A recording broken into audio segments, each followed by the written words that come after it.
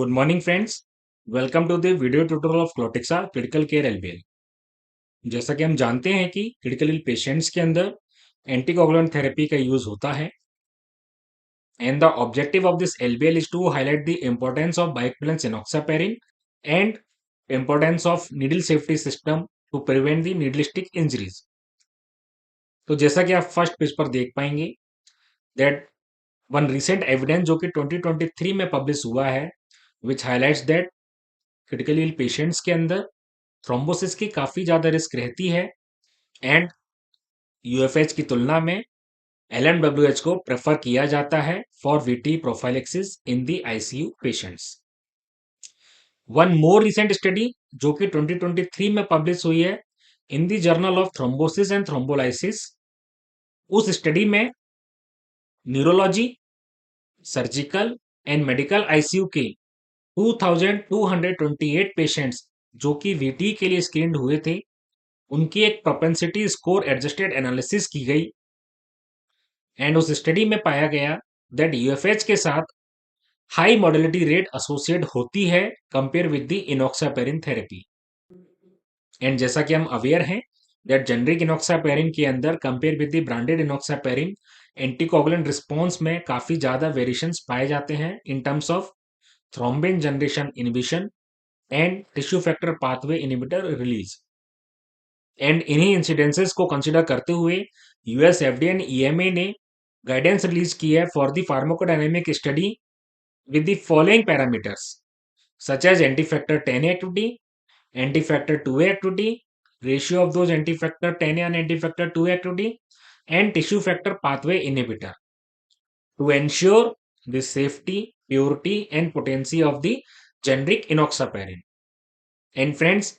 we are aware that Plotixa की suggested pharmacodynamic study complete की गई है with the comparison of innovator brand and it has been clinically proven that Plotixa के अंदर bioequivalence enoxaparin है with the similar safety profile। And इस study के अंदर कोई भी सीरियस एडवर्स इवेंट भी रिपोर्ट नहीं किया गया जो कि इसकी सेफ्टी प्रोफाइल को एस्टेब्लिश करता है। Friends, we are also aware that health care workers के अंदर नीडलिस्टिक इंजरीज की सबसे ज्यादा रिस्क होती है एंड पब्लिश्ड एविडेंस ये सजेस्ट करते हैं that prevalence and frequency of NSI in India range between 61% to 79.5%। Published evidence में ये भी रिपोर्टेड है दैट हेल्थ केयर वर्कर्स में निडलिस्टिक इंजरीज के इंसिडेंस में कमी पाई गई है जहां पर सिरिंजेस के साथ sharp injury prevention features available है। Friends, we are also aware that Protixa जो कि क्लिनिकली प्रूवन बायोसिमिलर इनॉक्सापेरिन है जो कि इक्विप्ड है with NovaGuard SA Pro needle safety system with US FDA 510 K clearance, जो कि ऑफर्स करता है मल्टीपल बेनिफिट्स जैसे कि low activation force provides greater comfort, safe and easy self administration, preventing accidental needlestick injury, easy to dispose after use and